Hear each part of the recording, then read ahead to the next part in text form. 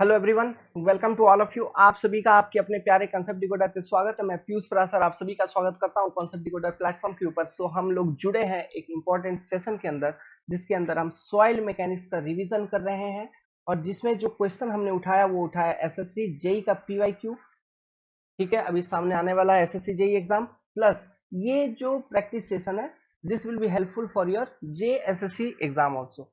Jharkhand junior engineering का जो exam है जो अक्टूबर में होने वाली है, वहां पर भी ये प्रैक्टिस सेशन आपको जरूर काम करेगा। तो आप कंप्लीट देखिए, क्योंकि यहाँ पे जो हम क्वेश्चन सॉल्विंग नहीं कर रहे हैं, हम बकायदा उसको प्रॉपरली ढंग से रिवाइज कर रहे हैं पूरे के पूरे टॉपिक, है ना। चलिए इसी के साथ अपना पहला क्वेश्चन स्टार्ट करते हैं। क्वेश्चन पढ़िए। देखिए क्वेश्चन देख के आपको घबराना नहीं है, बड़ा सिंपल सा क्वेश्चन है ना। न्यूमेरिकल न्यूमेरिकल दिख रहा है मतलब सिंपल ही होगा। क्वेश्चन पढ़िए। The volume and weight of air, volume and weight of air comma water and solid in A soil मास। कोई एक सॉइल है, उसका वॉल्यूम वेट वगैरह सब कुछ एक टेबल में दिया हुआ है। देखिए constituent air, water and solid, इनका वॉल्यूम इन सेंटीमीटर क्यूब दे दिया है और वेट ग्राम में दे दिया है। वेट ऑफ एयर 0 टेक्निकली, और यहाँ पर भी लिखा है consider the following statement. S1 से लेके S4 के बीच में कोई स्टेटमेंट है उसको कंसिडर करिए with respect to the table, इस टेबल के रेस्पेक्ट में। S1 स्टेटमेंट में क्या कह रहा है? Soil is partially saturated with degree of saturation equal to 60%। तो हमको इसका डिग्री ऑफ सैचुरेशन निकालने के लिए बोल रहा है इस सॉइल का। सेकेंड, वॉइड रेशियो कितना है? 40%। इसका वॉइड रेशियो ई निकालने के लिए बोल रहा है। वाटर कंटेंट 30%, तो इसका वाटर कंटेंट निकालने के लिए बोल रहा है। Saturated unit weight equal to 1.5 gram per CC. कौन सा unit weight? Saturated unit weight. तो ये saturated unit weight gamma sat निकालने के लिए बोल रहा है। फिर नीचे कहा है which of the following statement is correct. इनमें से कौन सा कथन सही है? S1 सही है, S2 सही है, S3 सही है या S4 सही है? कौन कौन से सही है? सिंपल सी बात है। ठीक है, चलो निकाल लो भाई एक एक करके डेटा को। क्या निकाल लेंगे? सबसे पहले अपन इस सॉइल का 3 फेज सिस्टम बनाते हैं। ठीक है, ये सॉइल है, 3 फेज सिस्टम से आपका सॉल्व होगा। This is soil. तो सॉइल में सॉइल सॉलिड हो गया, आप सॉइल सॉलिड का दिखा दिए। उसके बाद आप इसमें वाटर का भी वॉल्यूम दिखा देंगे क्योंकि क्वेश्चन में वाटर दिया हुआ है। बाकी का वॉल्यूम में आपका एयर होगा। अब मैं यहाँ पे लिखता हूँ वेट, इसका एक तरफ वेट लिख देंगे और एक तरफ वॉल्यूम लिख देंगे। तो इधर हम लिख देते हैं आपका वॉल्यूम, इधर लिख देते हैं वेट। वेट दिया है ग्राम में, वॉल्यूम दिया है सीसी में। तो वॉल्यूम देखिए सबसे पहले एयर का कितना है? 0.2 सेंटीमीटर क्यूब सीसी। इसका वाटर का 0.3, फिर सॉलिड का 0.5। वेट एयर का 0, वाटर का 0.3 और सॉलिड का 1। समझ गए? अब देखिए सबसे पहले अभी soil is partially saturated with degree of saturation इतना। तो degree of saturation equal to क्या होता है? Volume of water upon volume of void into 100। ठीक है, ये होता है डिग्री ऑफ सैचुरेशन। जो वॉल्यूम ऑफ वॉइड है आपका इस पर्टिकुलर क्वेश्चन में, वॉइड क्या है? एयर प्लस वाटर का जो वॉल्यूम है, this is your volume of void. तो this is your volume of void जो कि कितना है? 0.5, है ना। ओके, तो वॉल्यूम ऑफ वाटर, तो वॉल्यूम ऑफ वाटर आपका कितना है इसमें?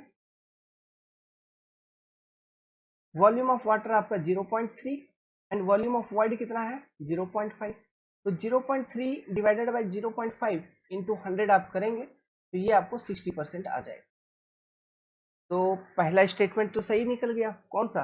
ये S1 का बात कर रहा है, तो S1 इज करेक्ट। अब सेकेंड में क्या निकालना अपने को? Void ratio E। E equal to क्या होता है? Volume of void upon volume of solid.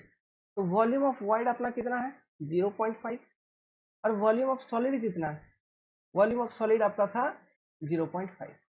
तो 0.5 डिवाइडेड बाई 0.5 मतलब वॉइड रेशियो आपका कितना आ गया? ये आ गया आपका 100%। तो मतलब H2 हो गया आपका गलत। ठीक है, अब देखिए, अब इसके आगे अगर थोड़ा स्मार्ट है, आपको कैलकुलेट एग्जाम के टाइम पे है तो आपको आगे कैलकुलेट करने का जरूरत ही नहीं पड़ेगा। क्यों? यहाँ पे जो ऑप्शंस दिए हैं, एक ऑप्शन गलत है इन चार में से और कोई 3 सही है। तो कौन सा गलत है? S2 सही है ना। सॉरी, S2 गलत है। तो S2 जिस ऑप्शन में नहीं होगा वही वाला ऑप्शन आपका सही होगा। ये ऑप्शन ए में देखिए S2 है, बी में भी S2 है, सी में भी H2 है। तो चूंकि आप जानते हैं H2 वॉइड रेशियो यहाँ पे 40% लिखा है, बट आपका वॉइड रेशियो कितना है 1, मतलब 100% आया है। तो H2 तो आपका सही है। तो अब जो रियल आंसर होगा वो क्या होगा, डी, है ना। S1, S3 एंड S4 ये करेक्ट है, इसमें जो भी डेटा दिया है, बाकी सब आपका गलत है। बाकी सब मतलब क्या, ये वर्ड रेशियो वाला जो डेटा था वो इधर आपका गलत है, ठीक है। अब देखिए वाटर कंटेंट, हम चूंकि आगे भी निकाल लेंगे, वाटर कंटेंट इक्वल टू क्या होता है, weight of water upon weight of solid. कुछ करने का जरूरत है क्या, नहीं, यहाँ पे दिया हुआ है साफ साफ। वेट ऑफ वाटर कितना है 0.3, वेट ऑफ सॉलिड कितना है 1 इंटू 100, क्या हो गया 30%, है ना। Now the saturated unit weight gamma set,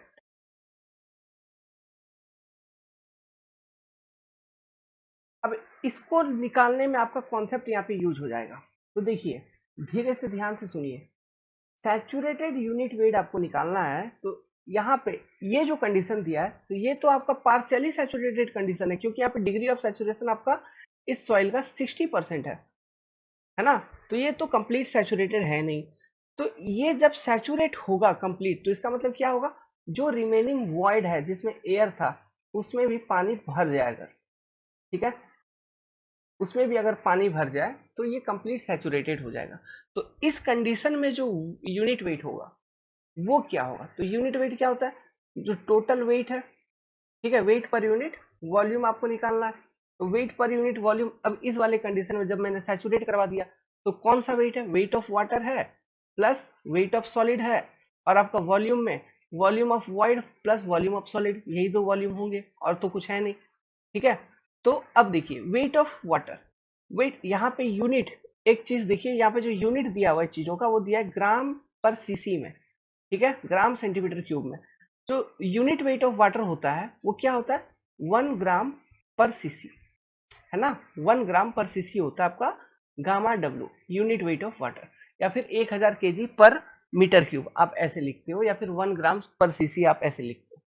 अब यहाँ पे देखिए ध्यान से बात को, जो वेट ऑफ वाटर है, तो देखिए वेट ऑफ वाटर पहले तो कितना था 0.3 था ही, ठीक है। अब क्या हुआ है, अब ये हुआ है कि जो वॉल्यूम है, कितना वॉल्यूम था 0.2 सीसी का जो वॉल्यूम था वो खाली था। अब उतने वॉल्यूम में आपका आपने क्या किया, पानी को भर दिया। तो इतना पानी का वेट क्या होगा, सिंपल, इसका जो वेट होगा ये हो जाएगा आपका 0.2 ग्राम, ठीक है। सीधी सी बात है, क्यों, गामा डब्ल्यू इक्वल टू आपको मालूम है 1 ग्राम पर सीसी, ठीक है, 1 ग्राम पर सीसी, मतलब 1 सीसी में उसका वेट होगा 1 ग्राम। तो 0.2 सीसी में उसका वेट कितना होगा 0.2 ग्राम। समझ गए बात, स्ट्रेट फॉरवर्ड है। अब देखिए, तो आप निकाल लीजिए अब, तो टोटल वेट कितना हो गया, टोटल वेट हो गया 1 प्लस 0.3 प्लस 0.2 1.5 ग्राम, ये हो गया total weight, divided by total volume कितना हो गया 0.5 प्लस 0.3 0.2 1, तो 1 इतना सीसी, तो 1.5 ग्राम पर सीसी आ गया गामा सेट। लॉजिक, सिंपल सा लॉजिक, समझ में आ रहा बात। पहले खाली था, अब हमने पानी भर दिया, ग्राम पर सीसी में यूनिट दिया है, ठीक है। तो 0.2 सेंटीमीटर क्यूब वॉल्यूम का जो पानी है उसका वेट क्या होगा, हमको बस वही निकालना था। तो वो निकाल लिया हमने, 0.2 ग्राम निकाल लिए, बस ऐड कर दिया तो रिजल्ट अपना आ गया, और हमने कुछ नहीं किया इसमें। समझ गया, बड़ा सिंपल एंड सोवर क्वेश्चन। तो इस तरह का क्वेश्चन एसएससी जेई में आ सकता है। ये एसएससी जेई का ही क्वेश्चन आ सकता है क्या, ये एसएससी जेई का क्वेश्चन है, और ये क्वेश्चन जो आया था आपका ये 2018 का क्वेश्चन है, ठीक है। देखिए इंटरेस्टिंग क्वेश्चन है, which of the following method is used to find specific gravity of soil in laboratory. कितना बार पूछा है मत पूछिए, जैसे ही यहाँ पे बोल दिया स्पेसिफिक ग्रेविटी ऑफ सॉइल, आपके दिमाग में सीधा जाएगा अच्छा हाइड्रोमीटर से हमको स्पेसिफिक ग्रेविटी ऑफ सॉइल निकल जाता है, बट गलत। यहाँ पे इनका कहने का मतलब है ये सॉइल सॉलिड है, ठीक है। हाइड्रोमीटर का इस्तेमाल किया जाता है, लेकिन हाइड्रोमीटर से स्पेसिफिक ग्रेविटी निकलती है, निकालते हैं, लेकिन लिक्विड का निकालते हैं, किसका निकालते हैं? लिक्विड का। तो हाइड्रोमीटर एनालिसिस करते वक्त ध्यान दो, जो फाइन ग्रेन सॉइल था उसका हम सस्पेंशन बनाते थे, है ना, उसका क्या बनाते थे? सस्पेंशन। फिर उसका स्पेसिफिक ग्रेविटी निकालते थे। क्लियर है बात? ठीक है, तो hydrometer analysis is incorrect answer here, इसलिए इसको यहाँ पे दिया है। सैंड बाथ मेथड जो है और रेडिएशन मेथड, आपने इससे पहले वाला वीडियो देखा होगा तो उसमें मैंने एक्सप्लेन भी किया था। ये वाटर कंटेंट का मेथड है, इसको यूज करके हम क्या निकालते हैं? वाटर कंटेंट निकालते हैं। जो पिक्नोमीटर मेथड है ये यूज किया जाता है स्पेसिफिक ग्रेविटी फाइंड आउट करने के लिए। ठीक है, कौन सा मेथड? Pycnometer method. अब इसके ऊपर हमने बहुत बार चर्चा कर लिया है, क्योंकि पिक्नोमीटर का 2-3 बार क्वेश्चन आया था, है ना, तो इसका डेरिवेशन मैंने 2-3 बार पहले ही करा दिया, तो यहाँ पे कराने का फिर कोई मतलब नहीं है। आप अगर सीरीज को देखते आ रहे हैं लगातार तो आपको ध्यान में रहेगा कि कैसे इसका फॉर्मूला वगैरह लिखा जाता है स्पेसिफिक ग्रेविटी के लिए, है ना, आपको ध्यान में बिल्कुल होगा, बकायदा होगा, जेन्युइनली मैं बात कर रहा हूँ। ओके, अगर नहीं भी है तो मैं आपको बता देता हूँ। देखिए क्या, पिक्नोमीटर जो होती है एक तरह का ये बॉटल होती है, ठीक है, एक कॉनिकल बॉटल होती है इस तरह का। इसका ओवरऑल वॉल्यूम 900 ml का होता है, 900 ml। इसका जो ओपनिंग है, इसका जो डायामीटर होता है वो होता है 6 mm का। ठीक है, अब इस तरह का हम 4 बोतल लेते हैं, एक हो गया ये, दूसरा, ये तीसरा, ठीक है, और एक बोतल हो गया चौथा। अब देखो ये 4 बोतल में हम क्या करते हैं, सबसे पहले ये खाली बोतल का वेट ले लो W1। उसके बाद ओवन ड्राई सॉइल, क्या करना है? ओवन ड्राई सॉइल, जिस भी सॉइल का स्पेसिफिक ग्रेविटी निकाल रहे हो उसको ओवन ड्राई कर लीजिए, पहले सूखा ड्राई सॉइल चाहिए, वो ड्राई सॉइल इसमें डालिए।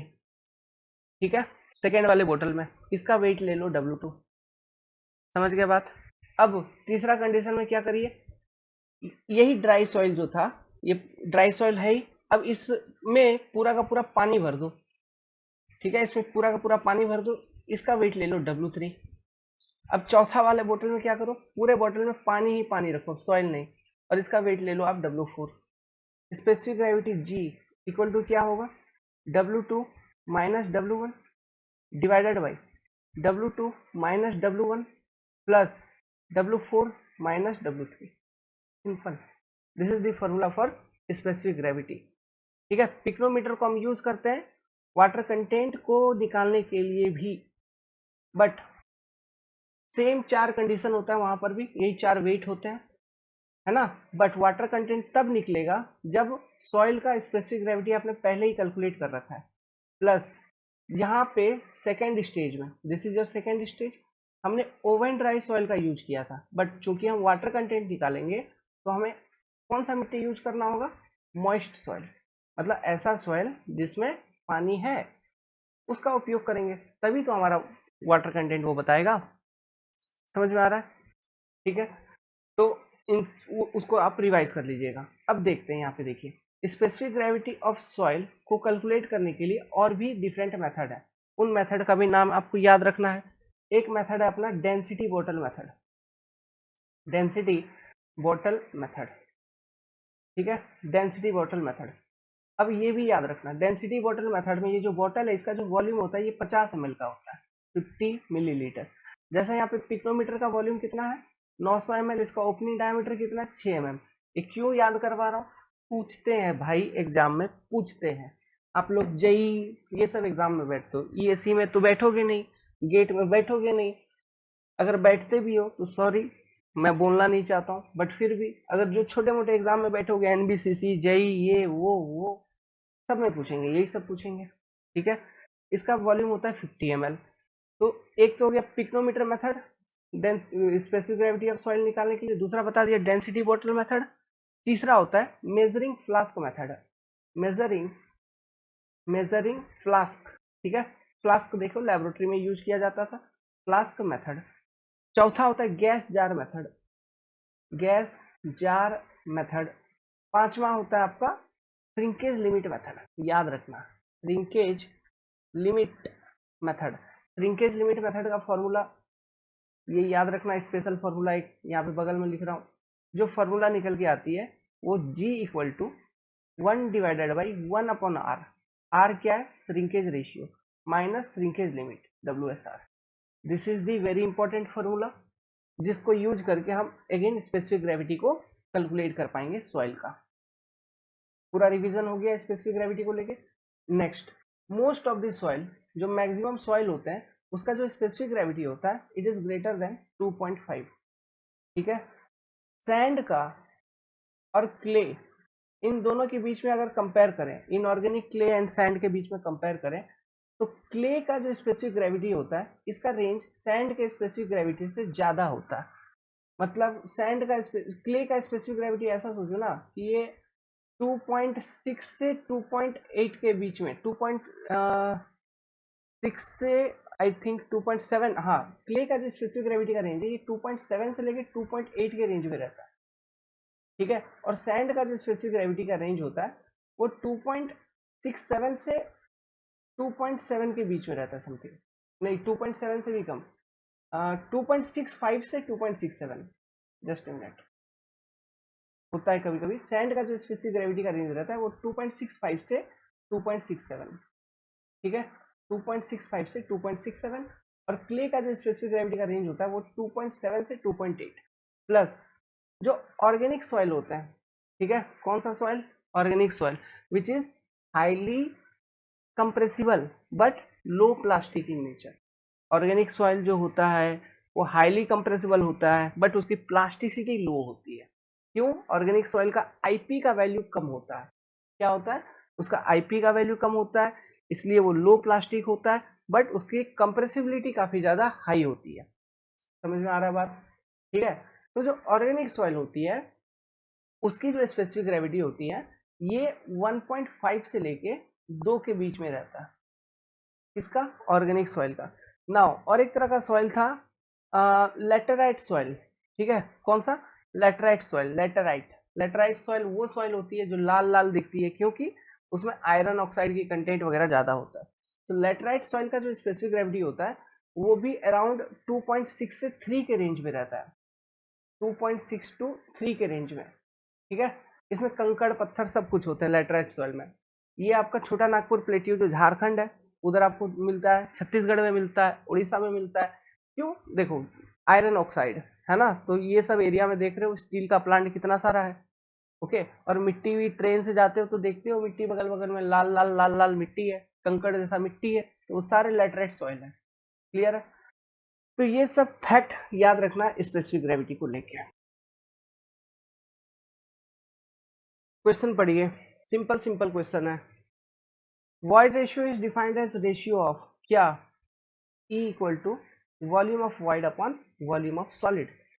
तो वॉल्यूम ऑफ सॉलिड नहीं, ये तो गलत है। ठीक है, volume of solid upon volume of void, ये जो ऑप्शन है a option, it is inverse of void ratio, 1 upon E हो जाएगा। Total volume to the volume of void, ये जो है, ठीक है, ये इनवर्स ऑफ एन हो जाएगा। पोरोसिटी, क्योंकि पोरोसिटी होता है volume of void upon total volume, है ना, तो यहाँ पे लिखा है कि total volume upon volume of void, तो इनवर्स ऑफ एन, तो volume of void to total volume, ये पोरोसिटी का हो गया। ठीक है, volume of void upon total volume, ये हो गया आपका पोरोसिटी। तो volume of void upon volume of solid, जो कि हमने पहले ही लिखा था, आंसर क्या हो जाएगा? डी। अब देखिए यहाँ पे बार बार मैंने बता रखा है पहले से ही, इसका रेंज के ऊपर चर्चा कर लेते हैं। ई कभी भी जीरो नहीं होगा, ई का मैक्सिमम वैल्यू कुछ भी हो सकता है, तो इसलिए ई का जो प्रैक्टिकल रेंज होता है ई इस तरह से लिखा जाता है, E is greater than zero. Now porosity, ये पोरोसिटी कभी भी जीरो नहीं होगा, पोरोसिटी कभी भी 100 नहीं होगा। तो पोरोसिटी का जो प्रैक्टिकल रेंज लिखा जाता है कि porosity is greater than zero but less than 100, इस तरह से इसका रेंज लिखा जाता है। E इक्वल टू होता है कितना? E equal to N divided by 1 minus N. Porosity equal to होता है E divided by 1 plus E. हमारे पास एक फॉर्मूला है सहवाग वाला, S into E equal to W into G, बहुत काम का फॉर्मूला है, हमेशा याद रखिएगा। और एक फॉर्मूला है gamma D equal to gamma bulk divided by 1 plus water content, ये भी बहुत काम का फॉर्मूला है, तो इसको भी हमेशा के लिए आप ध्यान में रखिएगा। ठीक है, चलिए ये तो हो गई साफ साफ, बहुत बार रिवीजन हो चुका था, यहाँ पर भी आ गया, बता दिए। हाँ, एक चीज और बताता हूँ, सुनो भाई, क्या बताने वाला था, पोरोसिटी। ये जो पोरोसिटी है, ये फाइन ग्रेन सॉइल का, फाइन ग्रेन सॉइल का पोरोसिटी हमेशा ज्यादा होगा, कोर्स ग्रेन सॉइल का पोरोसिटी हमेशा कम होता है। ठीक है, ध्यान रखना। अब देखिए, what is the capacity of density बोतल used for determination of specific gravity. अच्छा, अभी तो क्वेश्चन डिस्कस किए थे, मैंने बताया था आपको, याद रखना कि डेंसिटी बोतल का जो वॉल्यूम होता है वो होता है 50 ml, या फिर उसका कैपेसिटी जो होता है 50 ml होती है। और जो टेस्टिंग है, laboratory testing, that is your 2720 part 3 1980। This is your manual. तो ये चीज को भी ध्यान रखना। ऐसे ये क्वेश्चन एक ही बार पूछा है, वन टाइम ओनली, कभी नहीं पूछा है ना। लेकिन पिक्नोमीटर बार बार पूछा है, तो पिक्नोमीटर याद रखिएगा। तो एक बार फिर से रिवाइज कर लो, डेंसिटी निकालने का, सॉरी, स्पेसिफिक ग्रेविटी को कैलकुलेट करने का कौन कौन सा मेथड अपने पास। अपने पास जो मेथड है वो तो हो गया एक डेंसिटी बोतल मेथड डीबीएम, दूसरा हो गया पिक्नोमीटर मेथड पीएम। ओके, उसके बाद जो अपने पास मेथड है मेजरिंग फ्लास्क मेथड एमएफएम। उसके बाद जो अपने पास मेथड है वो क्या है, गैस जार मेथड जीजेएम। उसके बाद जो अपने पास मेथड है shrinkage limit method SLM. Shrinkage limit method के अकॉर्डिंग जो फॉर्मूला आती है, specific gravity equal to of any soil equal to 1 divided by 1 upon R minus W S R percentage. अच्छा, ये परसेंटेज नहीं, ये डेसिमल फॉर्म में पुट करेंगे यहाँ पे। ठीक है, तो ये जो आर है ये क्या है, श्रिंकेज रेशियो, श्रिंकेज रेशियो। ये आर इक्वल टू हम लिखते हैं ऐसे, gamma dry upon gamma W, ये होता है आर। और किसी भी सॉइल के लिए ये जो आर का वैल्यू है ये कांस्टेंट वैल्यू होता है। ठीक है, किसी भी सॉइल के लिए जो श्रिंकेज रेशियो का वैल्यू होता है it is a constant parameter. समझ में आ रहा है। अब देखिए, इतना सारा जो मेथड हमने आपको स्पेसिफिक ग्रेविटी के लिए बताया, इसमें से सबसे बेस्ट एंड एक्यूरेट मेथड जो है that is your pycnometer method. Pycnometer method को आप वाटर कंटेंट ऑफ सॉइल को भी निकालने के लिए यूज कर सकते हैं। ठीक है, अब जब पिक्नोमीटर को आप वाटर कंटेंट निकालने के लिए यूज करेंगे तो वहां पर ये जो मेथड है ये सेकंड क्विकेस्ट मेथड हो जाता है, सेकंड क्विकेस्ट मेथड। हाँ, लेकिन एक्यूरेसी काफी कम होती है वाटर कंटेंट के मामले में, बट पिक्नोमीटर का एक्यूरेसी स्पेसिफिक ग्रेविटी के मामले में काफी हाई होती है ना। तो ये अगर वाटर कंटेंट के मामले में सेकंड क्विकेस्ट है, तो फर्स्ट क्विकेस्ट कौन सा है, CaC2 method, calcium carbide method. समझ गए, जो कि एक तरह का फील्ड मेथड है, जिसके तहत 5 से 7 मिनट के अंदर रिजल्ट मिल जाती है अपने को वाटर कंटेंट का। क्लियर है ये सब बात। ठीक है, बार बार रिवीजन हो गया, दिमाग में रहेगा। और बाकी मेथड एक बार फिर से दोहरा देता हूँ, डेंसिटी बोतल method, pycnometer method, measuring flask method, gas jar method and shrinkage limit method. ये सारे मेथड हैं आपको specific gravity of soil solid निकालने के लिए। बाकी लिक्विड का अगर स्पेसिफिक ग्रेविटी निकालना है तो हाइड्रोमीटर, क्या, हाइड्रोमीटर। ठीक है, सॉइल सस्पेंशन अगर लिखा रहेगा उसका स्पेसिफिक ग्रेविटी निकालना है हाइड्रोमीटर। ठीक है, चलिए आगे देखते हैं क्या है सवाल। The ratio of volume of water present in a given soil mass to the volume of void VW upon VV, degree of saturation DOS। ठीक है, correct option is option number B. क्या होता है ये, degree of saturation. Water content क्या होती है, weight of water upon weight of solid soil के अंदर, है ना। बल्क यूनिट वेट का क्या फॉर्मूला है, gamma B equal to GS plus SE gamma W divided by 1 plus E. ठीक है, नाउ अब इसी में आप इसी से आप फॉर्मूला मॉडिफाई कर सकते हो, है ना। एस का वैल्यू एक बार 1 डाल दीजिए और फॉर्मूला जो भी आएगा वो होगा गामा सेट का। एस का वैल्यू आप डाल देंगे कितना, 0, तो जो फॉर्मूला आएगा वो आ जाएगा गामा ड्राई का। फिर gamma sat minus gamma W कर देंगे तो आपको फॉर्मूला मिल जाएगा गामा सबमर्ज का। समझ में आया, ये तीनों फार्मूला। तो ये बल्क डेंसिटी एक फार्मूला याद रखोगे, यही से सभी फार्मूले आपके बनते हुए नजर आएंगे। नाउ अब डिग्री ऑफ सैचुरेशन का बात आया तो अब अभी शायद इसका रेंज मैंने आपको बताया भी था। हाँ, तो आपको अगर याद है डिग्री ऑफ सैचुरेशन का रेंज, डिग्री ऑफ सैचुरेशन आपका 0 हो सकता है, S can be zero, greater than zero, ठीक है, but S can also be equal to 100 and less than 100। तो this is the valid range of degree of saturation. इसमें 25 वाला कॉन्सेप्ट चलता है। 25 वाला कॉन्सेप्ट चलने का मतलब है degree of saturation equal to zero. Degree of saturation 0 से 25 ले लो, फिर 25 से 50 ले लो, फिर 50 से 75 ले लो आप, फिर 75 से 100 ले लो और 100 ले लो। तो 0 पे तो ड्राई सॉइल हो जाएगा, मतलब वॉइड में एकदम एयर है, वाटर है ही नहीं। 0 से 25 में इस तरह के सॉइल को, जिस सॉइल का डिग्री ऑफ सैचुरेशन 0 से 25 के बीच में होता है, उसको हम ह्यूमिड सॉइल बोलते हैं। ह्यूमिड, इस तरह का सॉइल जिसका डिग्री ऑफ सैचुरेशन 25 से 50 होता है, उसको हम डैम्प्ड सॉइल बोलते हैं। डैम्प्ड, इस तरह का सॉइल जिसका डिग्री ऑफ सैचुरेशन 50 से 75 रहता है, उसको हम मॉइस्ट सॉइल बोलते हैं। इस तरह का सॉइल जिसका डिग्री ऑफ सैचुरेशन 75 से 100 होता है, उसको हम वेट सॉइल बोलते हैं। इस तरह का सॉइल जिसका डिग्री ऑफ सैचुरेशन 100 होता है, सैचुरेटेड सॉइल बोलते हैं। Saturated soil, degree of saturation का formula volume of water upon volume of void. Now एक चीज और होती है एयर कंटेंट, ये होता है volume of air upon volume of void, ठीक है। Now degree of saturation plus air content, AC plus S, ये दोनों मिला के होगा 1, याद रखना, ठीक है। क्वेश्चन पढ़िए, सिंपल सा क्वेश्चन फिर से कुछ है दिख रहा है। A unit phase diagram is normally divided into 3 parts। Soil का बात कर रहा है। What does the top, middle and bottom part represent? एक फेज डायग्राम कुछ है जो सॉइल का आप बनाते हो, उसमें टॉप वाला पार्ट, मिडिल वाला पार्ट और बॉटम वाला पार्ट क्या रिप्रेजेंट करता है? तो ये एयर को बताता है, ये वाटर को बताता है और ये सॉइल सॉलिड को बताता है, ठीक है। देखिए, एयर, वाटर एंड सॉलिड, तो option number C will be correct. समझ गया?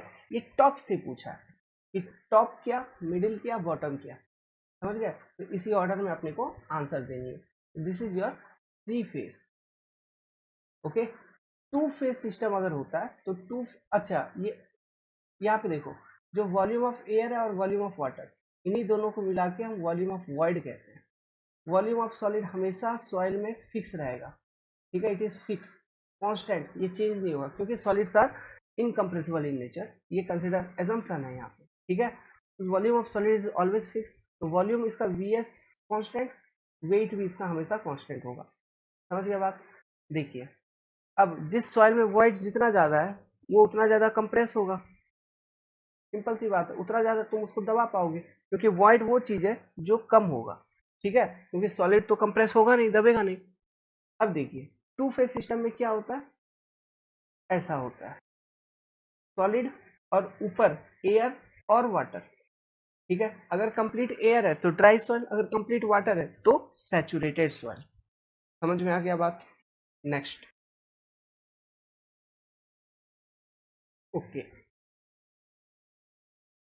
थोड़ा इंटरेस्टिंग क्वेश्चन लग रहा है, जहां पे कुछ समझा सकता हूं मैं अधिक। The limit of water content at which soil tends to pass from semi solid state to solid state is called as क्या? देखिए, ये जो लिमिट वगैरह है ना, ये सारे हैं क्या, अटर वर्ग लिमिट। तो अटर वर्ग साहब का जो ग्राफ बनता है, कर्व बनता है, उसको एक बार यहाँ पे हम लोग ड्रॉ करते हैं। तो देखिए जरा, ड्रॉ करेंगे, ऐसा कुछ होता है अटर वर्ग साहब का ग्राफ, ऐसा कुछ। ये एक वाटर कंटेंट होती है, इधर एक वाटर कंटेंट होगी, यहाँ पे एक वाटर कंटेंट ऐसा है। अब देखिए इसमें कौन सा वाटर कंटेंट क्या रिप्रेजेंट कर रहा है। यहाँ इसमें वाटर कंटेंट हम रिप्रेजेंट कर रहे हैं अलोंग एक्स एक्सिस, और वाई एक्सिस के अलोंग हम रिप्रेजेंट कर रहे हैं क्या, वॉल्यूम। इधर हम रिप्रेजेंट कर रहे हैं वॉल्यूम, ठीक है। तो ये लिक्विड लिमिट है आपका, this is your plastic limit and this is your shrinkage limit. समझ में आया बात? ठीक है। नाउ आप ये चीज देख पा रहे होंगे कि लिक्विड लिमिट से श्रिंकेज लिमिट की तरफ आप जैसे जैसे आ रहे हैं, सॉइल का जो वॉल्यूम है ये डिक्रीज हो रहा है, ठीक है। मान लो सॉइल का वॉल्यूम लिक्विड लिमिट के करस्पॉन्डिंग, आप इस कर्व से ही देखेंगे तो आपको पता चलेगा, लेट्स सपोज ये V1 है, सॉरी, या फिर VL, प्लास्टिक लिमिट के करस्पॉन्डिंग इसका वॉल्यूम है Vp। श्रिंकेज लिमिट के करस्पॉन्डिंग जो वॉल्यूम है इसको मैं बोलता हूँ VSR। अब श्रिंकेज लिमिट जो होता है ना सॉइल का, ठीक है, ये भी एक तरह का वाटर कंटेंट है, ठीक है, और इस श्रिंकेज लिमिट पे सॉइल जो है 100% सैचुरेटेड होती है for last time. Last time क्यों लास्ट टाइम क्यों बोल रहा हूँ? क्योंकि अगर सॉइल का वाटर कंटेंट इस श्रिंकेज लिमिट से भी कम होगा, सॉइल का वाटर कंटेंट अगर श्रिंकेज लिमिट से भी कम होगा तो उसका वॉल्यूम में किसी भी तरह का चेंज नहीं होगा। सॉइल का वॉल्यूम हो चुका होगा कांस्टेंट, उसका वॉल्यूम में किसी भी तरह का चेंज नहीं होगा, बस वाटर कंटेंट कम हो रहा है, मतलब वो पार्शियली सैचुरेटेड कंडीशन में जा रहा है, ठीक है। और धीरे धीरे धीरे धीरे धीरे धीरे कम करते करते करते वाटर मान लो जीरो हो गया, तो वो सॉइल लास्ट में क्या हो जाएगा, यहाँ पे जीरो वाटर कंटेंट के करस्पॉन्डिंग वो सॉइल हो जाएगा ड्राई सॉइल। तो उस कंडीशन में जो इसका वॉल्यूम होगा उसको हम क्या बोलेंगे, volume of dry soil, V dry. तो श्रिंकेज लिमिट के करस्पॉन्डिंग जो सॉइल का वॉल्यूम होता है वही वॉल्यूम होता है करस्पॉन्डिंग टू ड्राई सॉइल। समझ में आ रहा है? अब देखिए ये लिक्विड लिमिट है, this is your liquid limit. तो इस वाटर कंटेंट से ऊपर अगर वाटर है सॉइल में तो वो लिक्विड फेज में होगा, मतलब इजीली फ्लो कर रही होगी, ठीक है, वो लिक्विड स्टेट में होगा। नाउ ये प्लास्टिक लिमिट से ऊपर अगर वाटर कंटेंट होगा सॉइल में तो वो प्लास्टिक स्टेट में होगा, वो प्लास्टिक स्टेट में होगा, ठीक है। अगर श्रिंकेज लिमिट से ऊपर अगर वाटर कंटेंट है सॉइल में तो वो सेमी सॉलिड स्टेट में होगा, ये आपका सेमी सॉलिड स्टेट है, ठीक है। श्रिंकेज लिमिट से अगर नीचे आ रही है वाटर कंटेंट तो वो सॉलिड स्टेट में आ रही है आपकी सॉइल, ठीक है। तो यहाँ पे आपको सवाल में क्या पूछा, देखिए the limit of water content, वो limit of water content at which, जिस लिमिट पे soil tends to pass from, कहाँ से कहाँ, सेमी सॉलिड से सॉलिड में, तो वो कौन सा लिमिट है, श्रिंकेज लिमिट। क्यों, श्रिंकेज लिमिट पे ही सॉइल सेमी सॉलिड से सॉलिड स्टेट में आ जाएगा, है ना। अगर श्रिंकेज लिमिट से थोड़ा सा भी पानी अगर हम कम करेंगे सॉइल में, उसका वॉल्यूम में तो कोई चेंज नहीं होगा, ठीक है, इसका वॉल्यूम में कोई चेंज नहीं होगा, बट होगा क्या कि वो सेमी सॉलिड से सॉलिड स्टेट में आ जाएगी और वो पार्शियली सैचुरेटेड कंडीशन में चला जाएगा।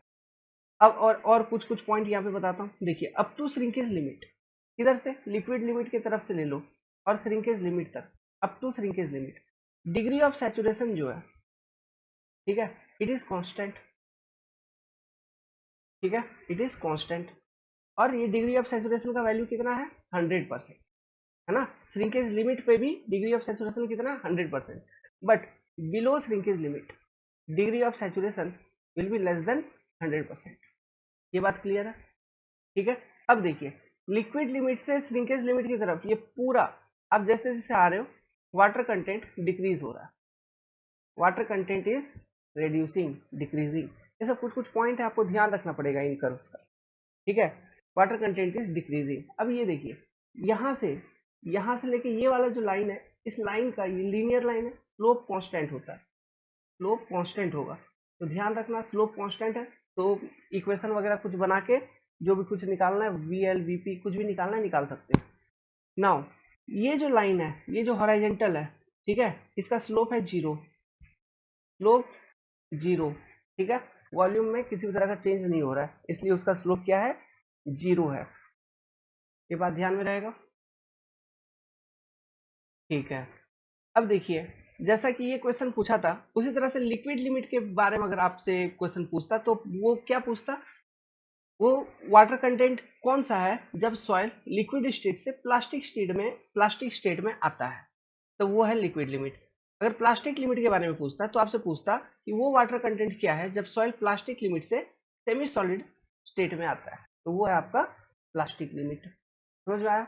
तो यहाँ पे आपसे पूछ लिया WSR का, सेमी सॉलिड से सॉलिड वाले स्टेट में, तो ये आंसर कर दिया आपने WSR। आईपी, ठीक है, प्लास्टिसिटी इंडेक्स, ये क्या होती है, WL माइनस WP, जो कि काफी इंपॉर्टेंट है फॉर्मूला, ये आपको ध्यान रखना है। और एक होता है कंसिस्टेंसी इंडेक्स, IC, ये क्या होता है, ये होता है आपका liquid limit minus natural water content of the soil divided by IP। और एक होती है आपका IL लिक्विडिटी इंडेक्स, ये क्या होता है? Natural water content of the soil minus मतलब water content corresponding to plastic limit divided by IP। ठीक है, तो ये 3 इंडेक्स है, ये 3 फॉर्मूला आप ध्यान रखिएगा। इससे पहले जितने भी क्वेश्चन हमने डिस्कस किया है वहां पे इन सब पैरामीटर को बहुत अच्छे से डिटेल में डिस्कस किया है। ठीक है, ये IC IL ये क्या रिप्रेजेंट करता है बेसिकली? ये IC जो है ये रिप्रेजेंट करता है स्ट्रेंथ को। IC जैसे जैसे बढ़ेगा, IC ज्यादा, शियर स्ट्रेंथ ऑफ सॉइल ज्यादा। IC का वैल्यू, सॉरी यहाँ पे IL का वैल्यू ज्यादा, शियर स्ट्रेंथ ऑफ सॉइल कम। ये बात आप सिंपली याद रखिएगा। ठीक है, IC ज्यादा, शियर स्ट्रेंथ ज्यादा, IL ज्यादा, शियर स्ट्रेंथ कम। अब ये IC IL ये जो है, ठीक है, इसको हम कंसिस्टेंसी इंडेक्स बोलते हैं। इसको क्या बोलते हैं? Consistency index. IC is directly proportional to strength of soil या फ्रीमनेस ऑफ सॉइल। ठीक है, और IL is directly proportional to consistency of soil, consistency of soil. ठीक है, अब ये जो पैरामीटर है IC और IL, इनको हम क्यों कैलकुलेट करते हैं किसी भी सॉइल के लिए? इनको हम कैलकुलेट इसलिए करते हैं ताकि हम जो भी सॉइल के लिए कैलकुलेट कर रहे हैं उसके ऊपर एक चेक लगा पाए, मतलब पता लगा पाए कि वो पर्टिकुलर सॉइल सुइटेबल है, उसकी फाउंडेशन उस पर बनाया जा सके। मतलब to check the suitability for foundation construction over a particular soil, हम IC या फिर IL जो पैरामीटर है इनको हम फाइंड आउट करते हैं। ठीक है, तो ये पैरामीटर भी आ गया सामने दिमाग में, तो आपको बता दिया। और इस कर्व से क्या रिवाइज करें? हाँ, यहाँ से तो पेज नहीं बच रहा है मेरे पास। एक चीज यहाँ से और हम बता सकते थे आपको, श्रिंकेज रेशियो, R का वैल्यू। ठीक है, श्रिंकेज रेशियो यहाँ पे यही liquid limit, plastic limit, WSR के टर्म्स में ही श्रिंकेज रेशियो अगर हम लिखना चाहें तो मैं यहाँ पे ये इरेज करता हूँ। ठीक है, ये तो रिवीजन चल रहा है। देखिए श्रिंकेज रेशियो, आप ऐसा करिए, श्रिंकेज लिमिट को एज इट इज रहने दीजिए। अब श्रिंकेज लिमिट के ऊपर plastic limit and liquid limit वगैरह मैंने यहाँ पे दिखा रखा है। आप इसको प्लास्टिक लिमिट या फिर लिक्विड लिमिट नहीं लिख के आप क्या लिखिए, सम एनी वाटर कंटेंट, कुछ भी हो सकता है, वो W1 या फिर W2 हो सकता है। तो corresponding to W1 water content, let's suppose जो सॉइल है उसका वॉल्यूम है V1, and corresponding to W2 water content, let's suppose जो सॉइल उसका वॉल्यूम है V2। ठीक है, तो श्रिंकेज रेशियो कैसे डिफाइंड होता है? R shrinkage ratio is equal to ratio of change in volume of soil corresponding to its dry volume expressed as percentage to corresponding change in water content, to corresponding change in water content। कहने का मतलब क्या है सुनिए, अब इसको कैसे लिखेंगे? लेट्स सपोज जैसे यहाँ पे देखिए, सॉइल पहले W1 वाटर कंटेंट पे था, फिर आप वाटर कंटेंट सॉइल का कम कर रहे हैं तो W2 वाटर कंटेंट पे आया। तो उसी के साथ साथ उसका वॉल्यूम भी तो चेंज हो रहा है, V1 से V2 आ रहा है। ये वॉल्यूम क्यों चेंज हो रहा है? बेसिकली क्योंकि वाटर कंटेंट कम हो रही है, मतलब वॉइड कम हो रही है कहीं ना कहीं, इसलिए उसका वॉल्यूम चेंज हो रहा है ना। तो ये change in volume V1 minus V2 with respect to its dry volume, जो उसका ड्राई वॉल्यूम है उसके रेस्पेक्ट में कितना वॉल्यूम में चेंज हुआ, तो with respect to dry volume V dry expressed as percentage, इसको परसेंटेज में एक्सप्रेस करिए इनटू 100। ठीक है, with corresponding change of water content, तो वाटर कंटेंट किधर से किधर चेंज हुआ? W1 से W2, W1 माइनस W2, कितना परसेंटेज? इसी को हम कहते हैं श्रिंकेज रेशियो। समझ में आ रहा है? ठीक है, इस तरह से हम श्रिंकेज रेशियो का डेफिनेशन लिखते हैं। ओके, सो यहाँ पे जैसे हम यहाँ पे W1 से W2 चेंज ले रहे हैं, आप इसको, ये जो वॉल्यूम चेंज है इसको आप W2 से WSR भी ले सकते हैं। समझ में आ रहा है? W2 से WSR भी ले सकते हैं। अगर मैं W2 से WSR पे चेंज लूंगा तो मैं क्या लिखूंगा इसी रेशियो को? V1 minus VD with respect to VD into 100 divided by W2। अच्छा, ये 1 टू VD ले लिया ना, तो W1 minus WSR, W1 minus WSR, ये भी होगा श्रिंकेज रेशियो। समझ में आ रहा है? ये श्रिंकेज रेशियो जो होता है ये किसी भी सॉइल के लिए कांस्टेंट होती है, किसी भी सॉइल के लिए ये रेशियो होती है कांस्टेंट। क्लियर है? समझ में आ रहा है? ठीक है, this is your shrinkage ratio. और एक फॉर्मूला मैं आपको बार बार बोलते आ रहा हूँ कि specific gravity equal to 1 divided by 1 upon R minus W S R, याद रखना। ठीक है, 1 divided by 1 upon R minus W S R. तो इस फॉर्मूले का यूज कर लेगा, अभी तक एग्जाम में नहीं आया है इस फॉर्मूले पर क्वेश्चन, इस बार आ सकता है, तो ध्यान रखिएगा ये फॉर्मूला। ठीक है, और भी इस तरह का रेशियो होते हैं। ठीक है, वॉल्यूमेट्रिक श्रिंकेज होता है, लीनियर श्रिंकेज होता है, फिर डिग्री ऑफ श्रिंकेज होता है, अलग अलग तरह का रेशियो है। आगे देखते हैं, कोई क्वेश्चन आएगा सामने आएगा तो एक्सप्लेन कर देंगे। बाकी अगर नहीं आ रहा है मतलब आज तक क्वेश्चन नहीं पूछा है, क्योंकि मैं एक भी क्वेश्चन नहीं छोड़ रहा हूँ, सारा क्वेश्चन हर एक चैप्टर का जितने भी पूछे हैं सभी को हम टच कर रहे हैं। ओके, सो फिलहाल तो यहाँ पे पेज मेरा खत्म हो गया है, तो इस पर्टिकुलर वीडियो को यहीं पर एंड करते हैं। अच्छा, ये समझा ही दूं क्या, कौन सा, ये आपका वॉल्यूमेट्रिक श्रिंकेज वगैरह, ये सब चीज बता ही देता हूँ, यहाँ पे बता ही रहा हूँ। तो ठीक है, जब एंडी करना है इस कॉन्सेप्ट को तो वॉल्यूमेट्रिक श्रिंकेज वगैरह भी बता देता हूँ। तो इसको थोड़ा इरेज करते हैं, यहाँ तक रिवीजन हो गया, इसको इरेज किया जाए। ठीक है, इरेज किया जाए। अब देखिए ये सब भी इरेज किया जाए नीचे ऐसा, ठीक है, ताकि स्पेस बन पाए। ये डायग्राम ऊपर रहने देते हैं। अभी देखो यार, जो वॉल्यूमेट्रिक श्रिंकेज होता है वी एस आर, अच्छा ये इसको हम वी एस जी परसेंटेज लिखते हैं। ठीक है, वॉल्यूमेट्रिक श्रिंकेज को क्या लिखते हैं, वी एस जी परसेंटेज। देखिए ये बड़ा सिंपल है, इसको डिफाइन किया गया है, decrease in volume of soil, decrease in volume of soil with respect to its dry volume expressed in percentage.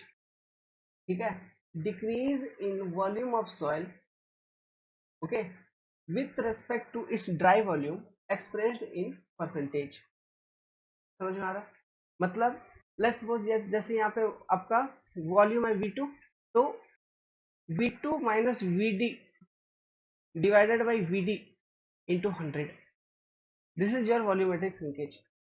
या फिर हम इसको ऐसे लिख सकते हैं V1 minus VD divided by VD into 100%, है ना।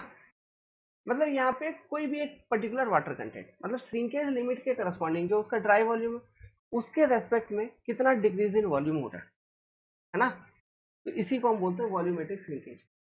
अब यहाँ से आपका दिमाग घूम गया होगा कि हम श्रिंकेज रेशियो जो था वो लिखे थे कैसे, आर इक्वल टू अगर मैं लिखूं तो आर इक्वल टू हमने लिखा था यहाँ पे V1 माइनस V2। ठीक है, यहाँ पे मैंने क्या लिखा था, V1 माइनस V2 और divided by V2, sorry divided by VD into 100, okay, divided by W1 minus W2। इसी का अगर कोई एक स्पेशल केस ले, ये V2 की जगह खुद VD है, मतलब एट श्रिंकेज लिमिट ही चेक कर दो। कहाँ पे चेक करो, एट श्रिंकेज लिमिट। ठीक है, तो वॉल्यूमेट्रिक श्रिंकेज हमेशा हम श्रिंकेज लिमिट के करस्पॉन्डिंग में चेक करते हैं, श्रिंकेज लिमिट के करस्पॉन्डिंग ही इसको डिफाइन किया गया। Are equal to V1 minus, हम यहाँ पे VD लिख देंगे और यहाँ पे W1 माइनस WSR लिख देंगे।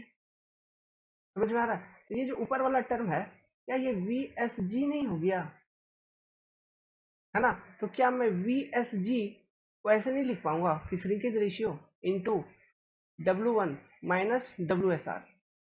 ठीक है, अब आप बोलोगे क्या किसी भी सॉइल के लिए VSG भी कांस्टेंट होता है, तो ये नहीं होता है। क्यों नहीं होता, आर तो आपका कांस्टेंट है, ठीक है, श्रिंकेज लिमिट भी किसी भी सॉइल का कांस्टेंट है, लेकिन ये W1 ये तो कांस्टेंट नहीं है, ये तो एक वेरिएबल है।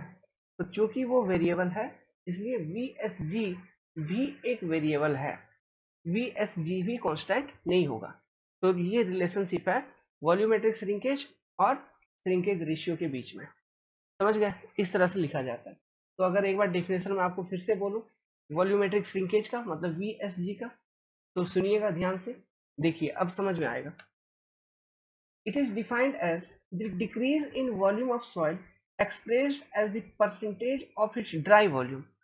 Decrease in volume of soil expressed as the percentage of its dry volume when water content of soil is reduced from given state, कोई भी given state W1 W2 कुछ भी, कोई भी given state to shrinkage limit, उसको हम बोलते हैं वॉल्यूमेट्रिक श्रिंकेज। मतलब आपके पास अगर वाटर कंटेंट W1 है तो इसके करस्पॉन्डिंग वॉल्यूम था V1, ठीक है, तो मान लीजिए V1 से VD तक आपका वॉल्यूम रिड्यूस हो गया। कहाँ से कहाँ तक? V1 से VD। तो आपका जो श्रिंकेज, ये वॉल्यूमेट्रिक श्रिंकेज आप लिखोगे, क्या लिखोगे? V1 minus VD by VD into 100। ये हो जाएगा आपका वॉल्यूमेट्रिक श्रिंकेज। समझ में आ रहा है? अब ये वॉल्यूमेट्रिक श्रिंकेज को हम अपने पास जो रेस्पेक्टिव वाटर कंटेंट है, कौन कौन सा, जो नोन वाटर कंटेंट है, लिक्विड लिमिट, प्लास्टिक लिमिट, इसके रेस्पेक्ट में भी लिख सकते हैं कि लिक्विड लिमिट से आपका श्रिंकेज लिमिट पे, मतलब लिक्विड लिमिट पे वाटर कंटेंट था, फिर श्रिंकेज लिमिट पे वाटर कंटेंट आ गया, तो इसके करस्पॉन्डिंग वॉल्यूम में क्या चेंज आया, इसको हम देखिए VL हो गया, ये VP, इसको लिख देंगे। तो वॉल्यूमेट्रिक श्रिंकेज को हम ऐसे भी लिख सकते हैं, देखिए VSG, ठीक है, लिक्विड लिमिट के करस्पॉन्डिंग अगर मैं लिखूं तो R WL माइनस WSR। उसी तरह volumetric shrinkage corresponding to plastic limit अगर मैं लिखूं तो R WP माइनस WSR, ऐसा लिखा जा सकता है। या फिर आप वॉल्यूम के टर्म्स में लिखना चाहते हो तो यहाँ पे लिक्विड लिमिट से वाटर कंटेंट WSR पे आई है, मतलब वॉल्यूम चेंज कहाँ से आया, लिक्विड लिमिट के corresponding VL minus VD upon VL, sorry upon VD into 100। उसी तरह यहाँ पे VP minus VD upon VD into 100। समझ में आ रही है बात?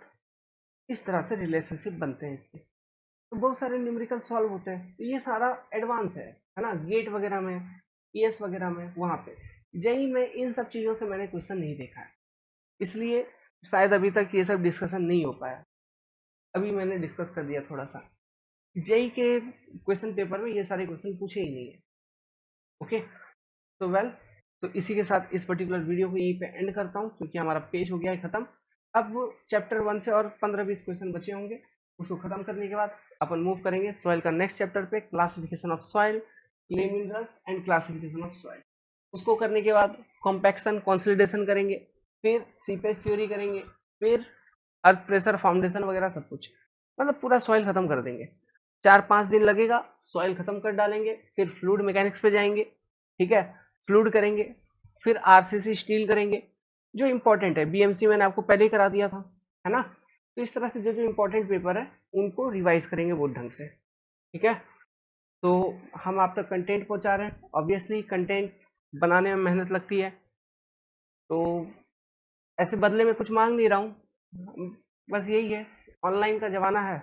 लाइक कर दीजिए, सब्सक्राइब कर लीजिए, दोस्तों में शेयर कर दीजिए, और क्या बोलूँ, क्या क्यों इतना नाराजगी हमसे, है ना। चलिए, ऑल द बेस्ट।